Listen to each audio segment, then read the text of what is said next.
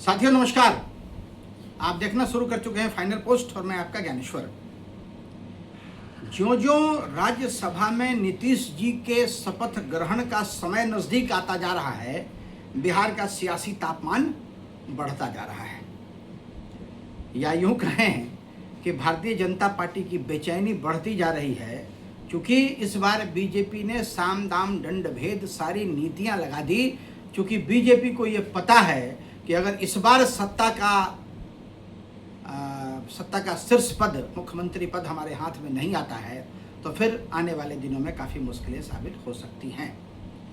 ऐसे एक चीज़ मैं आपको बता दूं कि राजनीतिक पंडितों का यह मानना है कि एक बार जनता दल यूनाइटेड ने ये गलती करके और सत्ता की चाबी अगर बीजेपी के हाथों में दे दी, तो दोबारा फिर से जनता दल यूनाइटेड के लिए बहुत मुश्किल की स्थिति रहेगी शीर्ष पद पाने में।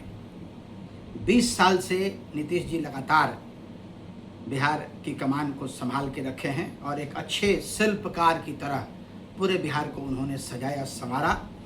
एक शराबबंदी के मुद्दे पे, शराबबंदी का जो इशू है, उस इशू पे हमको लगता है कि सरकार थोड़ी बैकफुट पे है, क्योंकि पैरेलल एक नेक्सस चल रहा है जिसको तोड़ने में सरकार नाकामयाब है। और यही वजह है कि जहरीली शराब से की घटनाएं बढ़ती जा रही हैं और कई लोगों के मरने की खबर लगातार हम लोगों को मिलती जा रही है। इसके ऊपर भी शाम में हम लोग चर्चा करेंगे। अभी चर्चा बिहार के राजनीति की। तो बिहार की जो राजनीति है, वो राजनीति किस करवट बैठेगी, उसको समझने के लिए थोड़ा सा पृष्ठभूमि इसकी बदलनी पड़ेगी।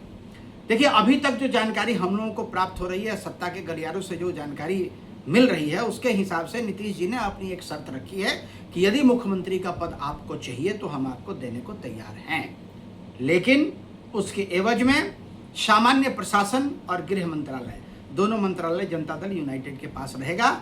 और दूसरी शर्त जो उनकी है वो ये है कि विधानसभा का अध्यक्ष भी उनका अपना होगा। इसके पीछे का जो मूल कारण है, वो कारण जो मुझे समझ में आता है, वो ये समझ में आता है कि जनता दल यूनाइटेड को अपनी पार्टी में टूट का डर है। हो सकता है कि भारतीय जनता पार्टी जनता दल यूनाइटेड में एक विभाजन की स्थिति बना दे, और उस विभाजन की स्थिति से बचने के लिए जनता दल यूनाइटेड को विधानसभा अध्यक्ष का पद चाहिए, क्योंकि all is not well between Janata Dal United and Bharatiya Janata party. अब प्रश्न ये उठता है कि क्या बीजेपी इसके लिए तैयार होगी, और अगर बीजेपी इसके लिए तैयार हो जाती है तब आप ये मान के चलिए कि मुख्यमंत्री पद बीजेपी का हो जाएगा। लेकिन इसकी संभावना कम है, क्योंकि भारतीय जनता पार्टी भी इस तरह की स्थिति में राजनीति नहीं करेगी जिसमें सत्ता तो आपके हाथ में है लेकिन पावर आपके पास कुछ भी नहीं है।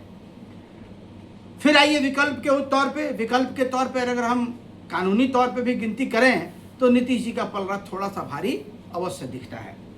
दो स्थितियां बन सकती है। जनता दल यूनाइटेड, एनडीए की जो गवर्नमेंट है, एनडीए से अगर नीतीश जी अलग हो जाते हैं तो वैसी स्थिति में भी नीतीश जी के पास 85 सीटें हैं और बाकी जो विपक्ष के लोग हैं उनको मिला के 41 सीटें हैं। मतलब 126 सीटों पे कब्जा नीतीश जी का रहेगा। नीतीश जी कंफर्टेबली सरकार बना सकते हैं, 4 वोट ज्यादा, मतलब 4 संख्या उनके पास ज्यादा रहेगी। एनडीए की परेशानी यह है कि सबसे बड़ी पार्टी होने के बावजूद भी अगर सारे दल मिल के काम करते हैं, वैसी स्थिति में इनके पास भी मात्र 117 सीटें ही आती हैं। ये जरूर हो सकता है कि भारतीय जनता पार्टी कुछ गुना भाग करके, अटैची पहुंचा के या प्रेशर बना के या मंत्रालय का पद दे के कुछ विधायकों को तोड़ के अपने साथ कर ले, लेकिन कालांतर में वो सरकार भी लंबे समय तक चलने वाली नहीं होगी। कानूनी दावपेच में चीजें फंस के रह जाएंगी।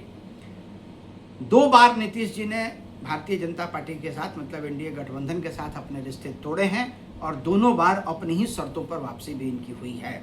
और इस बार भी हमको लगता है कि इस बार भी होगा वही जो नीतीश जी ने तय किया है। मतलब आप ये मान के चलिए कि निशांत कुमार मुख्यमंत्री बनेंगे।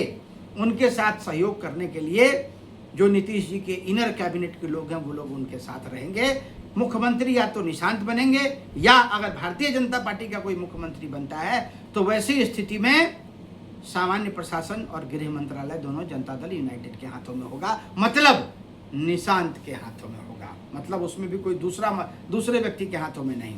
हाँ, एक चीज ये चर्चा जरूर चल रही है कि अगर निशांत ने मना कर दिया कि वो मुख्यमंत्री नहीं बनना चाहते हैं, हालांकि जहां तक मेरी जानकारी है निशांत कुमार के मुंह से जो भी शब्द अभी निकल रहे हैं वो शब्द जरूर निशांत के हैं, लेकिन वो शब्द के रचयिता नीतीश जी खुद हैं। वो अपने पुत्र को राजनीति एक बेहतर राजनीतिज्ञ की तरीके से सिखा रहे हैं और आने वाले समय में इसकी झलक लोगों को बिहार में देखने को मिलेगी भी। देखिए ऊंट किस करवट बैठता है। लेकिन मैं एक बात आपको स्पष्ट बता दूं, जिस तरीके से रामायण में कहा है कि होई है वही जो राम रचि राखा, तो बिहार के राजनीति में वही होगा, होई है वही जो नीतीश रच राखा। बहुत बहुत धन्यवाद। देखते रहिए फाइनल पोस्ट। धन्यवाद।